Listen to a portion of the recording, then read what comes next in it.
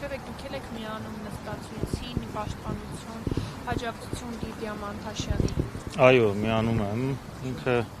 որպես այդպիսին աննախադեպ վերաբերմունք է, կարծում եմ, որ միայն այս դեպքին չի վերաբերվում, որոշակի իշխանության կողմից ցույց տալ է, որ մենք կին տղամարդ չենք նայելու, դեռ մի բան էլ թող չմտածեն, որ տենց սեռով պաշտպանված են, ինչ կարող ենք անել, եթե հանկարծ փորձ լինի այդպես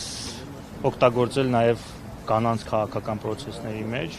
Միանշանակ այն ինչ որ կատարվում է եւ ոչ միայն սա ցույց է տալիս, որ դեմոկրատիայի անվան տակ իշխանության եկածը գործողությունների մեջ ոչ միայն իրականացնում է հակառակը, այլև իր կողմից այդպես սիրված նախկին իշխանություններին կարող է դաս տալ, թե ինչպես կարելի է բան անել, ճնշել հակառակ թևին, որովհետև զուտ համեմատականության համար եմ ուզում բերել, որպեսզի իմ ասածը ավելի հիմնավոր լինի, մարդիկ հստակ համացանցում իրենց դեմքերով ուղիղ ներազգային ատելություն են տարածում, որը որ ազգային անվտանգության անմիջական սպառնալիք է եւ գտնվում են հովանավորության տակ եւ շարունակում են ելի տարածել, այն պարագայում, երբ որ մարդիկ ոչ միայն զուտ խոսքի համար կամ այդպես կտրտած նույնիսկ կտրտած ինչ որ բաներ իրար միացնելով ամեն ինչ արվում է, որպեսզի քաղաքական ընդդիմությանը ցույց տան, թե մենք ինչքան ուժեղ տղա ենք։ Ես կարծում եմ, որ որոշակի բարդույթ էլ կա այստեղ, որովհետև հենց աղջկա կնոջ նկատմամբ այսպիսի վերաբերմունքը առնվազն նաև բարդույթի մասին է խոսում, ցույց տալու համար, որ տեսեք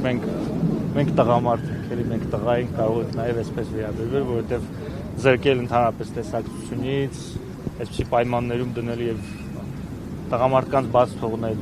նույն հոդվածի տակ եւ կնոջը թողնել, կարծում եմ հենց բարդույթի գոյության մասին էլ է խոսում։ Այս ամենի հանգուցալուծումը դուք ինչպես եք պատկերացնում կամ երբ եւ ինչպես է տրվելու։ Ես կարծում եմ, որ առանց իշխանության փոփոխության,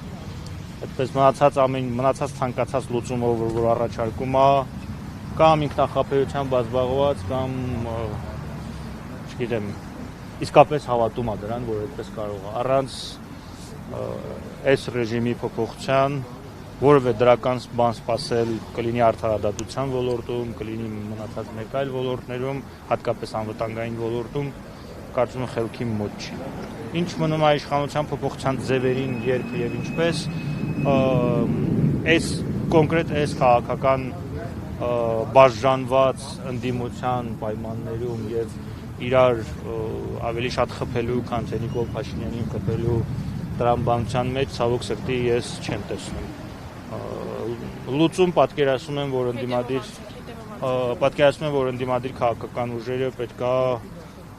նախընտրություն կազմակերպեն մինչև ընտրությունները եւ միասնական ցուցակով գնան ընտրությունների։ Այդպես եմ ես պատկերացնում,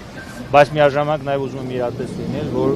ես այդ սցենարին այս պահին չեմ հավատում։ Իշխանության ներկայացուցիչները ասում են Հայաստանում քաղբանտարկյալներ չկան։ Այդ դեպքում ով է Լիդիա Մանթաշյանը։ Դե իրանք շատ բան են ասում։ Հիմա եթե իրենց ասելու կա, սուտ են ասում։ Եթե կարճ ասեմ, սուտ են ասում։